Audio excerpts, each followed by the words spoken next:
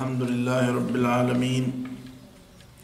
والصلاة والسلام على سيد الأنبياء والمرسلين محمد النبي الأمي وعلى آله وصحبه أجمعين. أما بعد، وبه قال حدثنا أبو اليمان قال أخبرنا شعيب عن الزهري قال أخبرني عروة بن الزبير أن أسامة بن زيد رضي الله تعالى عنهما أخبره أن رسول الله صلى الله عليه وسلم ركب على حمار على قتيفة فدكية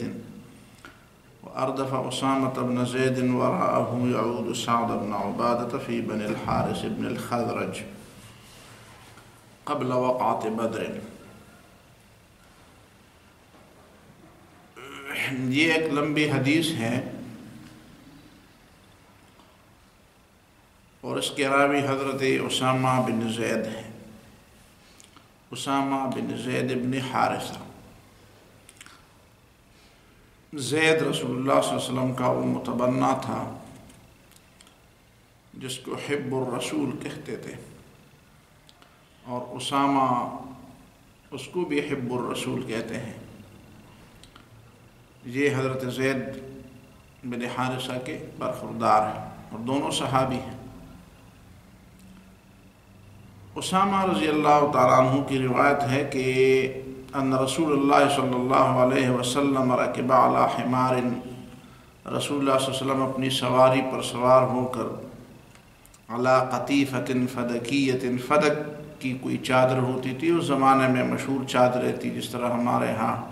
کہتے ہیں یہ فلان علاقے کی چادر ہے، فلان علاقے کے کپڑا ہے، بنو کا کپڑا ہے، چار سدے کا کپڑا ہے. اسی طرح فدک کا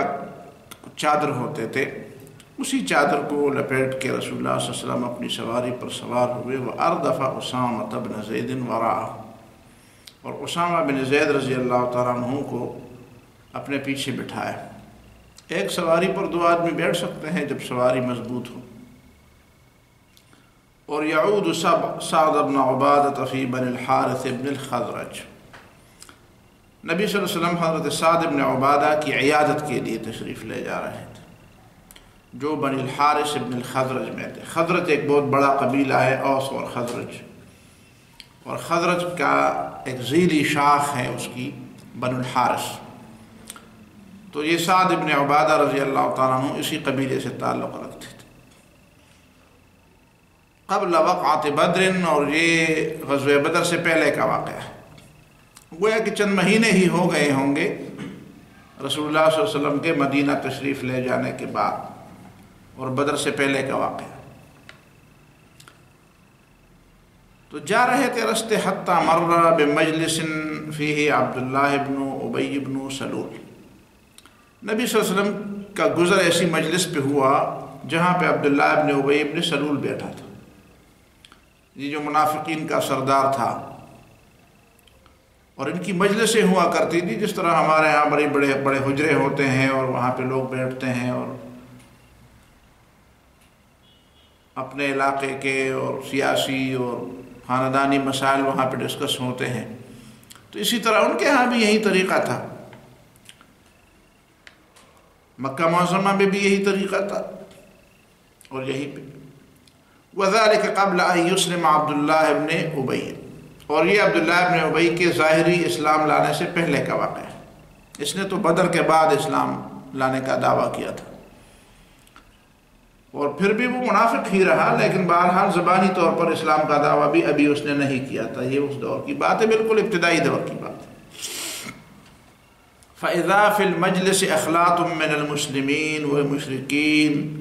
عَبَدَةِ الْأَوْثَانِ وَالْيَهُودِ وَالْمُسْلِمِينَ. یہ وہ زمانہ تھا کہ جہاں پہ مسلمانوں، مشرکین، یہود اور دوسرے لوگوں کی مشترک اجتماعات سے مطلب یہ نہیں کہ جس طرح ہمارے ہاں اجتماع ہوتا ہے اور اس میں سب کو بلایا جاتا ہے. مشترک مجلسیں ہوتی تھی. ابھی درمیان میں فاصلے اتنے نہیں بڑے تھے، ظاہر ہے کہ فاصلے تو ان کی طرف سے بڑھ گئے، تو فاصلے ابھی اتنے بڑے نہیں تھے، اور ایک ہی مجلس میں سارے لوگ بیٹھا کرتے تھے.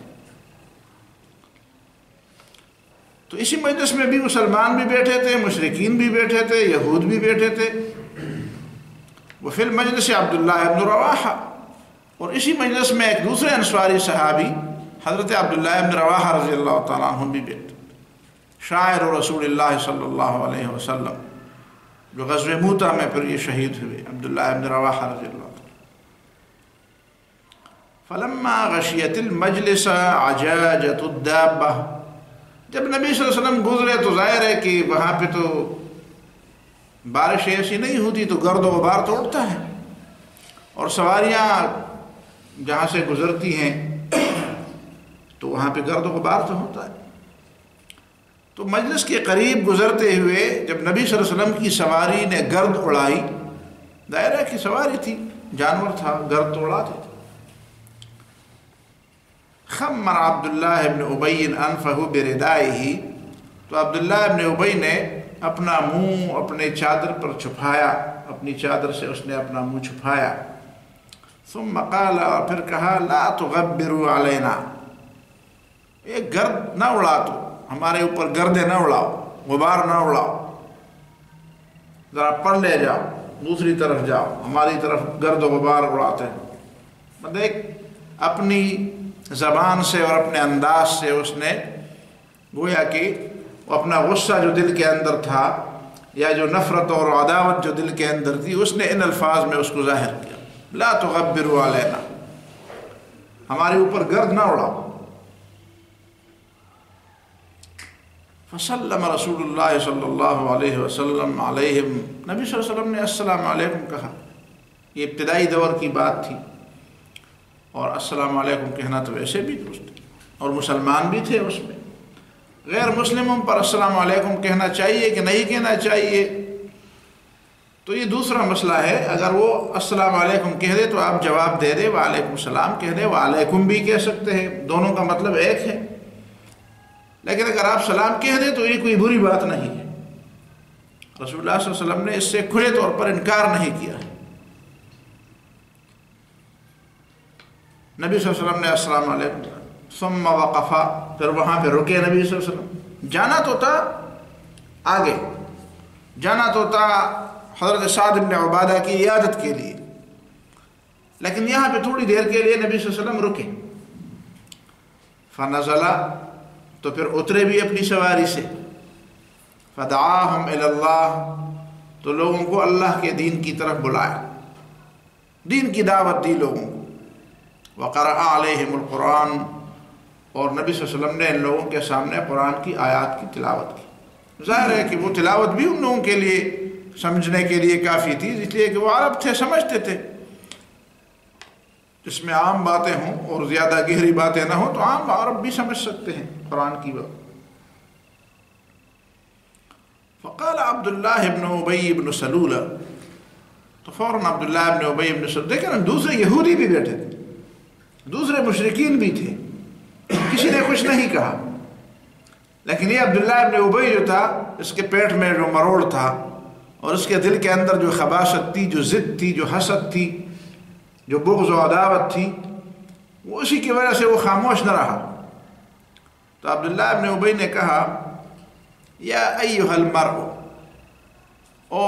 حضرت، او بھائی، اے سڑیا، او آدمی، او بندے، انہ لا احسن مما تقول، اس میں کوئی شک نہیں کہ تیری بات سے بہتر بات کسی کے پاس نہیں، یہ تو ٹھیک ہے کہ تمہاری بات سب سے بہتر بات ہے۔ ان کان حقا، اگر تمہاری بات حق ہے تو اس سے بہتر بات کوئی نہیں۔ فلا توزینا بہ فی مجلسنا، یا ان کان حقا فلا توزینا بہ فی مجلسنا، اگر یہ بات ٹھیک بھی ہے تمہاری تو کم از کم ہماری مجلسوں میں ہمیں اذیت تو نہ دو، ہماری مجلسوں میں ہمیں تکلیف نہ دو۔ ہم اپنی مجلسوں میں اپنی باتیں کرتے ہیں، تم آ کر یہاں پہ اللہ رسول کی باتیں کرنے شروع کر دیتے ہو، تو ہمیں کیوں تکلیف دیتے ہو، ہمیں کیوں ڈسٹرب کرتے ہو، ہمارے مجلسوں کو کیوں برباد کرتے ہو۔ ارجع الی رحلک، اپنے گھر واپس جاؤ، فمن جاءک، جو تمہارے پاس آئے، فاقصص علیہ، اس کے سامنے بیان کرو۔ آج بھی یہ لوگ اسی فکر اور اسی ذہن کے لوگ ہیں، جب آپ ان کے سامنے دین کی بات کہہ دیتے تو کہتے ہیں ٹھیک ہے تمہاری بات اچھی ہے، لیکن ہماری مجلس میں خواہ مخواہ اس بات کا تذکرہ، اگر کوئی تمہاری بات کو پسند کرتا ہے تو جاؤ اپنے گھر بیٹھو، لوگ تمہارے پاس آ جائیں گے۔ اسے ہر بازار میں، ہر گلی میں، کوچے میں، حتیٰ کہ سیاست کے میدانوں میں، ایوانوں میں، تجارت اور کاروبار کے میدانوں میں، ہر جگہ پہ تم اپنی بات کر رہے ہو۔ تو اس سے تم کیا چاہتے ہو؟ ہماری مجلسوں کو خواہ مخواہ برباد کرنا۔ لوگوں کے اپنے کام ہوتے ہیں، اپنی ضرورتیں ہوتی ہیں، اپنی باتیں ہوتی ہیں۔ ایوان والے اور پارلیمنٹ والے کہیں گے بھائی ملک چلانے کی یہاں باتیں ہوتی ہیں، ہر بات میں اسلام اسلام لے آتے ہو۔ فقصص علیہ، جو تمہارے پاس آئے اس کو اپنا قصہ بیان کرو، اپنی بات بیان کرو۔ فقال عبداللہ ابن رواحہ، تو اسی بات کے جواب میں عبداللہ ابن رواحہ رضی اللہ تعالیٰ عنہ کھڑے ہوئے اور اس نے کہا بلا، بالکل ٹھیک ہے اللہ کے رسول، آپ ٹھیک کہہ رہے ہیں۔ یا رسول اللہ فاغشنا بہ فی مجالسنا، جب بھی تمہاری مرضی ہو اور جب تم بھی آنا چاہو ہماری مجلسوں میں آیا کرو اور ہمیں قرآن اور سنت اور دین بتایا کرو۔ فاغشنا بہ فی مجلسنا فإنا نحب ذلک، اس لیے کہ ہم اسے پسند کرتے ہیں۔ جس طرح ہم اپنی زبان میں کہتے ہیں نا کہ ہم پسند کرتے ہیں، جو پسند کرتا ہے تو سنے، نہ سنے تو جائے اپنے کانوں میں روئی ٹونسے۔ تو وہ بات تو انہوں نے نہیں کی نا، انہوں نے تو صرف اتنی بات کی، ہم پسند کرتے ہیں آپ کی بات، آپ آئے تشریف لاتے رہے اور ہمیں باتیں بتاتے رہے، ہم چاہتے ہیں آپ کی باتیں سنیں۔ بس اسی بات پر تو بس جھگڑا شروع ہوا۔ فاستب المسلمون والمشرکون والیہود، یہودیوں نے بھی اس میں حصہ لیا، اور یہود اور مسلمان اور مشرک آپس میں ایک دوسرے سے لڑ پڑے، یعنی ایک دوسرے کو برا بھلا کہنے لگے۔ حتیٰ کادوا یتثاورون، حتیٰ کہ قریب تھا کہ وہ ایک دوسرے پر حملہ آور ہوتے اور ایک دوسرے کو پکڑ لیتے اور اس پر گریبان پکڑ لیتے، حملہ آور ہوتے۔ فلم یزل النبی صلی اللہ علیہ وسلم یخفضہم، تو نبی صلی اللہ علیہ وسلم نے مسلسل ان کو ٹھنڈا کرنا چاہا، بار بار ان کو ٹھنڈا کرنا چاہا کہ نہیں اب جھگڑے کی بات نہیں، جھگڑا نہ کریں، بس بات میں نے بھی کی، انہوں نے بھی بات کی، اور جھگڑے کی ضرورت نہیں۔ حتیٰ سکنو، حتیٰ کہ لوگ خاموش ہو گئے۔ ثم رکب النبی صلی اللہ علیہ وسلم، تو لوگوں کو خاموش کرنے کے بعد نبی صلی اللہ علیہ وسلم پھر اپنی سواری پر سوار ہوئے اور چل پڑے۔ فسار حتیٰ دخل علی سعد بن عبادہ، تو نبی صلی اللہ علیہ وسلم تشریف لے گئے حتیٰ کہ سعد بن عبادہ کے گھر تشریف لے گئے اور وہاں پہ داخل ہوئے۔ فقال له النبی صلی اللہ علیہ وسلم یا سعد، جب عیادت اور بیمار پرسی ہوئی تو اس کے بعد نبی صلی اللہ علیہ وسلم نے فرمایا سعد الم تسمع ما قال ابو حباب، ابو حباب نے آج جو بات کی تم نے وہ بات نہیں سنی؟ یرید عبداللہ ابن ابی، عبداللہ ابن ابی کی کنیت ابو حباب تھی۔ قال کذا و کذا، ابو حباب نے آج ایسی ایسی باتیں کی، مجھے کہا کہ ہماری مجلسوں میں نہ آیا کرو اور ہمیں تنگ نہ کرو، اور جو تمہاری بات سننا چاہے تو تمہاری مجلسوں میں آئے گا، وہیں پہ اس کے سامنے نصیحتیں کرتے رہو۔ سعد بن عبادہ کے سامنے نبی صلی اللہ علیہ وسلم نے عبداللہ ابن ابی کی شکایت کیوں کی؟ اس لیے کی کہ سعد بن عبادہ بنو خزرج کا سردار تھا، سرداروں میں شامل تھا، اور عبداللہ ابن ابی بھی تھا، اور یہ قریبی رشتہ دار تھا۔ سعد بن عبادہ رضی اللہ تعالیٰ عنہ ایک مخلص مسلمان تھے، بس ان میں تھوڑی سی وہ خزرج کی قبائلی قسم کی ایک غیرت جو ہوتی ہے یا تھوڑی سی حمیت ہوتی ہے، وہ اس میں تھوڑی سی زیادہ تھی۔ کچھ لوگوں میں کچھ قبائلی حمیت تھوڑی سی زیادہ ہوتی ہے، اور اسی کی ان کو تھوڑی سی سزا بھی ملی فتح مکہ کے موقع پر، لیکن بہرحال تھے یہ انتہائی مخلص مسلمان۔ قال سعد بن عبادہ یا رسول اللہ اعف عنہ واصفح عنہ، اس کے جواب میں حضرت سعد بن عبادہ نے کہا کہ اللہ کے رسول عبداللہ ابن ابی کو معاف فرماؤ اور ان سے درگزر کرو۔ فوالذی انزل علیک الکتاب، اس ذات کی قسم جس نے تمہارے اوپر کتاب نازل کی ہے، لقد جاء اللہ بالحق الذی انزل علیک، اس وقت تو اللہ تعالیٰ نے تمہیں ایک حق کتاب اور حق نبوت عطا کی ہے، لیکن اس سے پہلے کی صورتحال کیا تھی، آپ کی تشریف آوری سے پہلے کے مدینے کی صورتحال کیا تھی۔ لقد اصطلح اہل هذه البحیرہ، اس علاقے بحیرہ سمندر کے قریب ہے نا، مدینہ منورہ کے قریب سمندر ہے، تو سمندر کے کنارے کے اس شہر کے لوگوں نے تقریباً اتفاق کیا تھا، اصطلح اتفاق کیا تھا علی ان یتوجوہ، کہ عبداللہ ابن ابی کے سر پر تاج رکھ دے، اس کو اپنا بادشاہ بنا لے، فیعصبونہ بالعصابہ، اور اس کے ارد گرد لوگ جمع ہو جائے، اسے اپنا سردار اور بادشاہ تسلیم کر لیں، گویا کہ ان لوگوں نے اس کا فیصلہ کر لیا تھا۔ فلما ابى الله ذلك بالحق الذي اعطاك، جب اللہ تعالیٰ نے اس بات سے انکار کیا کہ عبداللہ ابن ابی مدینہ کے سردار اور بادشاہ بن جائے، اور انکار اللہ تعالیٰ نے کیسے کیا؟ کسی خاص آیت میں اس انکار کا ذکر نہیں ہے۔ بالحق الذي اعطاك، اللہ نے آپ کو جو حق دیا تھا اور آپ پھر مدینہ منورہ تشریف لے آئے اور آپ نے ہجرت کی یہاں پہ، یہ اس بات کی دلیل تھی کہ اللہ تعالیٰ اس کی بادشاہی سے انکار کر رہا ہے، نہیں مان رہا ہے، وہ بادشاہ نہیں ہوگا، تم ہی ہوگی۔ الذی شرق بذالک، اسی وجہ سے یہ پھٹ پڑا ہے، شرقہ پھٹ پڑا ہے، چیخ رہا ہے، اس کا یہ اپنا غصے کو قابو نہیں کر سکتا، یہ پھٹ پڑتا ہے۔ فذالک فعل به ما رأیت، اور اسی بات نے اس کی یہ حالت بنائی ہے جو آپ نے دیکھ لی۔ فعفا عنہ رسول اللہ صلی اللہ علیہ وسلم، تو نبی صلی اللہ علیہ وسلم نے اس کو معاف کر دیا، چلو ٹھیک ہے، اس کو کچھ نہیں کہیں گے، یہ بیچارہ مجبور ہے، اتبع زور غگی دیتا گناہ نشت۔ وكان النبي صلی اللہ علیہ وسلم واصحابہ يعفون عن المشرکین واہل الکتاب، نبی صلی اللہ علیہ وسلم اور صحابہ کرام کی عادت تھی کہ مشرکوں اور اہل کتاب کی باتوں پر درگزر فرماتے تھے، معاف فرماتے تھے۔ ويصبرون على الاذى، اور ان کی طرف سے جو تکلیف ہوتی تھی اس پہ صبر کرتے تھے۔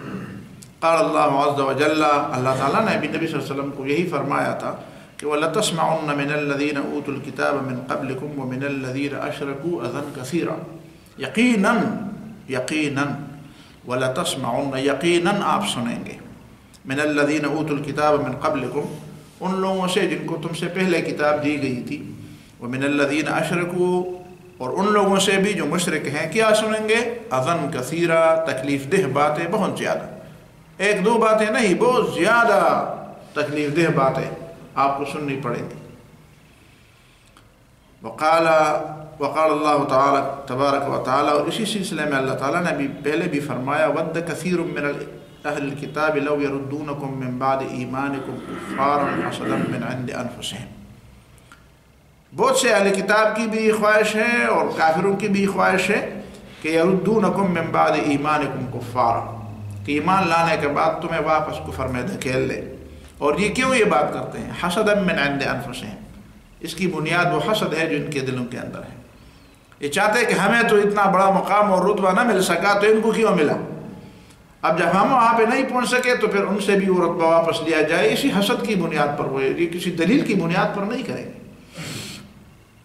وكان النبي صلی اللہ علیہ وسلم يتأول العفو ما امرہ اللہ به،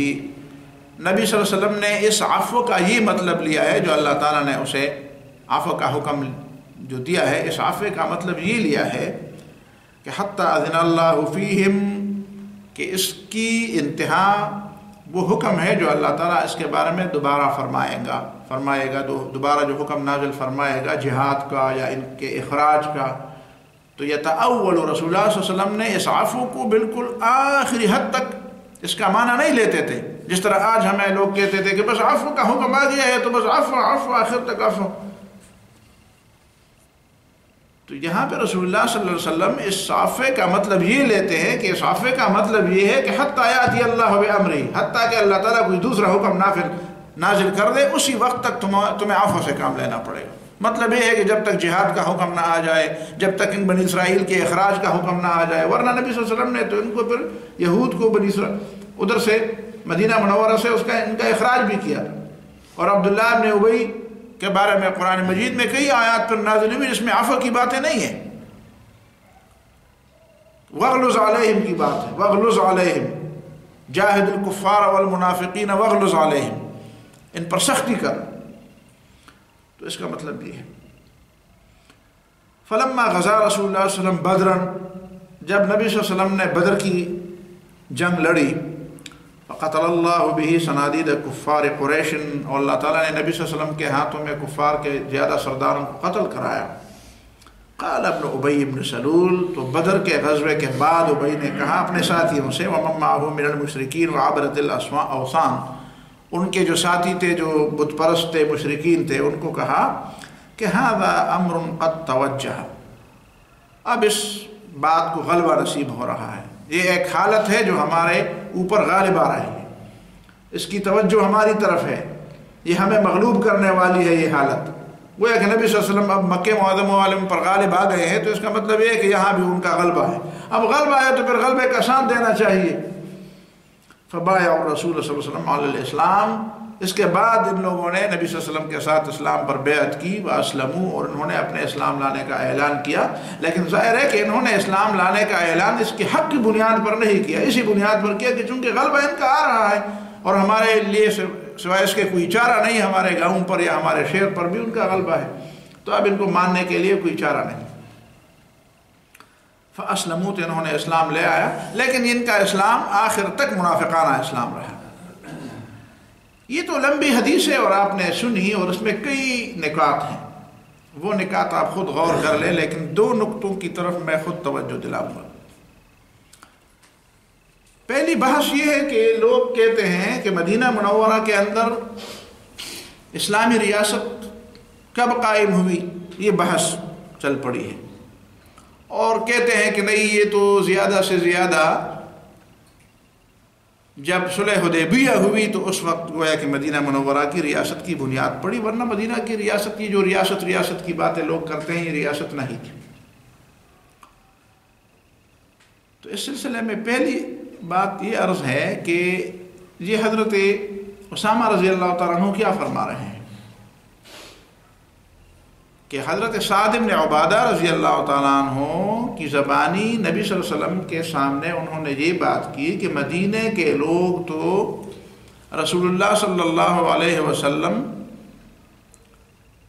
کے آنے و تشریف لانے سے پہلے عبداللہ ابن ابی کی سرداری پر متفق ہو گئے تھے، علی ان یتوجوہ، اس بات پہ متفق ہو گئے تھے کہ اس کو تاج پہنائیں، ویعصبوہ، اور اس کے ارد گرد جمع ہو جائے، اس کو اپنا بادشاہ اور سردار مان لیں۔ تو نبی صلی اللہ علیہ وسلم کے تشریف لانے سے آیا عبداللہ ابن ابی کی وہ سرداری پر کیا ہوا، پھر مدینے کے لوگوں کو کیا ہوا؟ کیا عبداللہ ابن ابی نے اس بات کا مطالبہ کیا کہ بھئی میری سرداری کدھر گئی؟ ٹھیک ہے، ایک شخص آیا ہے اور یہ وعظ و نصیحتیں کرے گا اور آپ اس پر ایمان لاتے ہیں اور اس کو بحیثیت رسول مانتے ہیں تو مانیں، لیکن میری سرداری اور میری بادشاہی تو اپنی جگہ پہ قائم ہونی چاہیے۔ تو در حقیقت اس بات میں رکاوٹ کیا تھی کہ عبداللہ ابن ابی کو سردار بنایا جائے؟ نہ مدینے کے باشندوں نے اس بات کا مطالبہ کیا کہ بھئی ہم تو پہلے ایک اجتماع کر چکے تھے، ایک اتفاق کر چکے تھے، وہ ہے کہ سب کے سب ووٹ ان کو، اس میں ایک اختلافی نقطہ ابھی تک نہیں آیا ہے کہ کسی نے اختلاف بھی کیا تھا کہ نہیں عبداللہ ابن ابی کو سردار نہ بنایا جائے۔ تو آپ یہ یہاں تک کہہ سکتے کہ غالب اکثریت، اگر آپ 100% نہیں کہہ سکتے تو غالب اکثریت یا اکثریت کی بات کہہ سکتے ہیں کہ اکثریت اس بات پر متفق تھی کہ عبداللہ ابن ابی کو سردار بنایا جائے۔ تو وہ اکثریت کا اتفاق پر کدھر گیا؟ ہم ان لوگوں سے پوچھتے ہیں جو کہتے ہیں کہ نبی صلی اللہ علیہ وسلم کے تشریف لانے سے مدینے میں اسلامی ریاست کی ابتدا نہیں ہوئی، تو جب نہیں ہوئی تو پہلے سے تو ایک شخص ووٹ لے چکا تھا اور سب سے زیادہ ووٹ اور سارے لوگوں کا ووٹ لے چکا تھا، تو جب وہ سارے لوگوں کا ووٹ لے چکا تھا تو آخر اس کو بادشاہ کیوں نہیں بنایا گیا؟ اس نے خود اپنی بادشاہی چھننے کی بات کیوں نہیں کی؟ اس کیوں نہیں لڑا کہ بھئی دوسرا آدمی آتا ہے اور اس کو تم بادشاہ بناتے ہو، تسلیم کرتے ہو،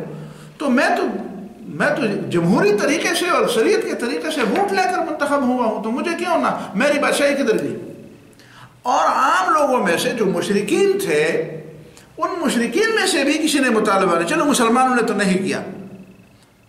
یہ بھی سوال ہے کہ مسلمانوں نے کیوں مطالبہ نہیں کیا، یا مسلمانوں نے اس کے بارے میں کیوں کہ ٹھیک ہے آپ پیغمبر ہیں، آپ کی باتیں، آپ کی ہم تقریریں سنیں گے، اور وعظ و نصیحت اور حرام و حلال کی چند باتیں اور خاندان کی اور اس طرح کی چیزیں نماز روزے حج زکوٰۃ کی چند باتیں آپ کی مانیں گے، باقی ہماری دنیا کے کام کے لیے تو ہم نے پہلے سے بادشاہ مقرر کیا ہے۔ ایک بارے میں نہ کسی مسلمان نے یہ بات کی، اور نہ عبداللہ ابن ابی نے کی، اور نہ عبداللہ ابن ابی کی کسی ساتھی نے یہ بات کی۔ تو آخر اس کی بادشاہی کو کیا ہو گیا؟ کون سی چیز اس کی بادشاہی کھا گئی؟ اگر رسول اللہ صلی اللہ علیہ وسلم مدینہ تشریف لاتے ہی وہی کے جائز حکمران نہیں بنے تھے تو عبداللہ ابن ابی کی بادشاہی کون سی بلا اور کون سی دوا کھا گئی؟ پہلی بات ہے، پتہ چلا کہ ایمان کا تقاضا ہے اور ایمان کا اعلان ہے۔ ایمان کا مفہوم اور مطلب یہی ہے کہ جب نبی صلی اللہ علیہ وسلم وہاں پہ مدینہ تشریف لے آئے اور مدینہ کے لوگوں نے ان کو، تو اس کا مطلب یہ تھا کہ ہم پہلے والے بات سے دستبردار ہو رہے ہیں۔ نبی صلی اللہ علیہ وسلم پر ایمان لانا اور رسول اللہ صلی اللہ علیہ وسلم کو مدینہ کی طرف دعوت دینا، مدینہ ہجرت مدینہ کی دعوت دینا، یہ اس بات کا اعلان تھا کہ ہم نے عبداللہ ابن ابی کو جو سردار بنایا تھا وہ بات ختم ہو گئی۔ اب نہ وہ خود پوچھ سکتا ہے نہ ہم اس کے پابند ہیں، اور رسول اللہ صلی اللہ علیہ وسلم کا تشریف لانا ہی۔ لیکن ایک بات دوسری ہے، وہ میں لوگوں سے سوال کروں گا کہ دیکھیے، ایک طرف رسول اللہ صلی اللہ علیہ وسلم کی نبوت کا اعلان ہوا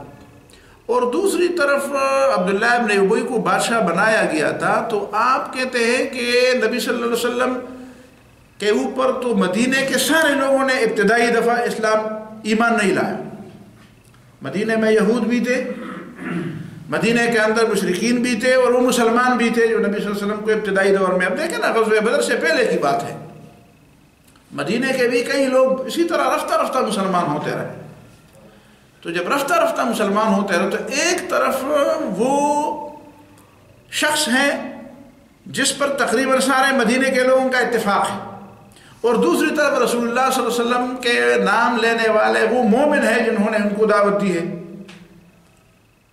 تو اب ظاہر بات ہے کہ رسول اللہ صلی اللہ علیہ وسلم کی ریاست اور سیادت اور قیادت اور امامت اور امارت یہ تو نبی صلی اللہ علیہ وسلم کے مدینہ آنے کے ساتھ ہی قائم ہو گئی، ساتھ ہی قائم ہو گئی۔ تو آپ کیا سمجھتے ہیں کہ اسلام جو لوگ پہلے سے اتفاق کر چکے تھے ایک بات پر، تو ایمان لانے کے ساتھ ہی ان کی اکثریت والا فیصلہ جو تھا وہ اس کے ساتھ خود بخود منسوخ ہو گیا، خود بخود اس کے ساتھ منسوخ ہو گیا۔ اس کا مطلب یہ ہے کہ اللہ کے حکم کے مقابلے میں انسانوں کا فیصلہ معتبر نہیں ہوتا ہے۔ آپ اس کو جمہوریت کہیں، آپ اس کو شورائیت کہیں، آپ اس کو جو نام بھی دیں، اللہ کا فیصلہ تمام فیصلوں کے اوپر ہوتا ہے۔ گویا کہ اللہ رب العالمین جس کو دیکھیں نا، پیغمبر کو پیغمبر بنانا بھی لوگوں کے مشورے سے نہیں ہے، اور اس کو حکومت اور سرداری عطا کرنا بھی لوگوں کے مشورے سے نہیں ہے۔ بس صرف اسے اس بات کی ضرورت ہے کہ کچھ لوگ آ کر اس کی بات تسلیم کر لیں اور اسے ایک جگہ مل جائے تو پھر لوگوں پر اس کا حکم نافذ ہوگا۔ اس لیے کہ یہ انتخاب اللہ تعالیٰ کی طرف سے ہے۔ انسانوں کا انتخاب اللہ کے انتخاب کے بعد ہے، اس کا مرتبہ اسی کے مطابق نہیں ہے۔ انسانوں کا انتخاب اللہ تعالیٰ کے انتخاب کا مقابلہ نہیں کر سکتا۔ جب اللہ کا انتخاب آ جاتا ہے تو انسانوں کا انتخاب لغو ہو جاتا ہے، پہلے سے ہو، چاہے اتفاقی طور پر ہو چاہے جبری طور پر اس نے لیا ہو، جس طرح فرعون نے لی تھی حکومت۔ فرعون کے حکمران بننے پر لوگوں کا اتفاق تھوڑا تھا، بس اس نے زبردستی سے لی تھی، لیکن لی تھی جب نبی صلی اللہ علیہ وسلم اللہ تعالیٰ نے حضرت موسیٰ علیہ السلام کو بھیجا، تو جب اس نے انکار کیا تو انکار کی نسبت موسیٰ علیہ السلام کی طرف نہیں ہوئی، انکار کی نسبت پھر فرعون کی طرف ہوئی۔ فعصى فرعون الرسول، فرعون نے رسول کی مخالفت کی۔ لوگوں نے پیغمبر کی حیثیت کو نہیں سمجھا، نہیں پہچانا کہ پیغمبر کی حیثیت کیا ہے۔ پھر پیغمبر کے لیے بھی لوگوں کی مرضی اور لوگوں کی باتیں اور لوگوں کی پسند و ناپسند، اسی کو اہمیت دیتے، اسی کی پیغمبر کے مقابلے میں لوگوں کی پسند و ناپسند اور لوگوں کے انتخاب اور ان چیزوں کی اہمیت نہیں ہے۔ اور یہ صرف رسول اللہ صلی اللہ علیہ وسلم کے ساتھ یہ معاملہ نہیں، ہر پیغمبر کے ساتھ یہ معاملہ ہے، ہر پیغمبر کے ساتھ یہ معاملہ ہے کہ پیغمبر کا پیغمبر ہونا اس بات کی علامت ہے کہ سارے لوگوں کے انتخاب، سارے لوگوں کی مرضی سارے لوگوں کی چوائس، سارے لوگوں کی آزادی یا سارے لوگوں کے ارادے جو بھی ہوں، فیصلے جو بھی ہوں، وہ اللہ کے رسول کے فیصلے کے مقابلے میں کوئی حیثیت نہیں رکھتے۔ لہذا اس حدیث سے جو دو باتیں ثابت ہوتی ہیں وہ یہ ہے کہ ایک تو رسول اللہ صلی اللہ علیہ وسلم کی ریاست مدینہ کی ابتدا اور نبی صلی اللہ علیہ وسلم کی بحیثیت سربراہ ریاست کی ابتدا مدینہ تشریف لانے سے ہوئی تھی، ورنہ سوال یہ پیدا ہوتا ہے کہ پھر عبداللہ ابن ابی کی ریاست کدھر گئی اور لوگوں نے اس کا مطالبہ کیوں نہیں کیا۔ دوسرے یہ کہ لوگ سمجھتے تھے، مسلمان بھی سمجھتے تھے اور غیر مسلم بھی سمجھتے تھے کہ اب یہاں پہ یہ بحث فضول ہے کہ لوگوں نے ایک شخص کو اونٹ پہلے سے دیا تھا، اب اس کی سرداری کا کیا بنا۔ یہ سوال ہی کسی نے نہیں اٹھایا، یہ سوال سرے سے قابل توجہ ہی نہیں ہے اور قابل سماعت ہی نہیں ہے کہ پیغمبر کے مقابلے میں کسی اکثریت کی بات کو پیش کیا جائے۔ لہذا وہ لوگ غلطی پر ہے اور واضح غلطی پر ہے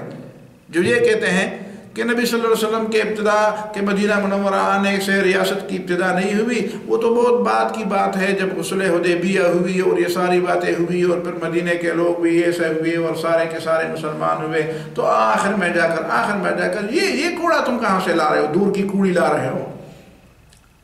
ورنہ یہ سوال اپنی جگہ پہ ہے کہ پہلے سے ایک شخص منتخب تھا تو بس وہ بات کر لیتا، وہ اپنی سرداری چلا لیتا۔ جب اس نے ایک دن کے لیے بھی نبی صلی اللہ علیہ وسلم کی موجودگی میں اپنی سرداری کی بات نہیں کی ہے، اس کا مطلب یہ ہے کہ نبی صلی اللہ علیہ وسلم کی تشریف لانے سے ہی مدینہ کے ریاست کی ابتدا ہوئی اور اس کے جائز اور ایسے حکمران ایسے جو غیر مسلم بھی وہ مانتے تھے۔ کسی غیر مسلم نے بھی اسی لیے اعتراض نہیں، کم از کم ایک یہودی تو اٹھ کر اعتراض کر دیتا کہ بھائی اس عبداللہ ابن ابی کی سرداری کدھر گئی۔ کسی یہودی نے اعتراض نہیں کیا، کسی مشرک نے اعتراض نہیں، خود عبداللہ ابن ابی نے نہیں کیا۔ یہ بات تو سعد ابن عبادہ رضی اللہ تعالیٰ عنہ نے بتائی نبی صلی اللہ علیہ وسلم کو۔ عبداللہ ابن ابی یہ بات نہیں کر سکا کہ بھائی آپ آ گئے ہیں تو آپ پہلے سے تو پوچھ لیتے کہ یہاں پہ بھی کچھ لوگ موجود ہیں اور ان کے بارے میں اتفاق ہوا ہے، تو آپ آنے سے پہلے تو اتنا تو ذرا پوچھ لیتے کہ یہاں پہ کرسی خالی نہیں ہے۔ اتنی بات تو وہ کر سکتا تھا، لیکن اتنی بات اس نے نہیں کی، اس لیے وہ سمجھتا تھا کہ بس بات ختم ہو۔ اس کا مطلب یہ ہے کہ ایسے لوگوں نے جو نبی صلی اللہ علیہ وسلم کی مخالفت کی وہ حسد کی بنیاد پر کی، حسدا من عند انفسهم۔ اور سعد ابن عبادہ نے بھی عبداللہ ابن ابی کی بالکل ایک زبردست قسم کی اس نے وہ جو رگ تھا نا وہ پکڑ لیا تھا، وہ جو کمزور نقطہ تھا انہوں نے پکڑ لیا تھا اور اس کی اصل بیماری کو انہوں نے پکڑ لیا تھا کہ باقی باتیں کچھ نہیں ہیں، اصل بات یہ ہے کہ وہ جس وجہ سے جل رہا ہے، جل بھن رہا ہے، اس کی وجہ یہ جو نبی صلی اللہ علیہ وسلم کے سامنے اس نے اقول قولی ھذا واستغفر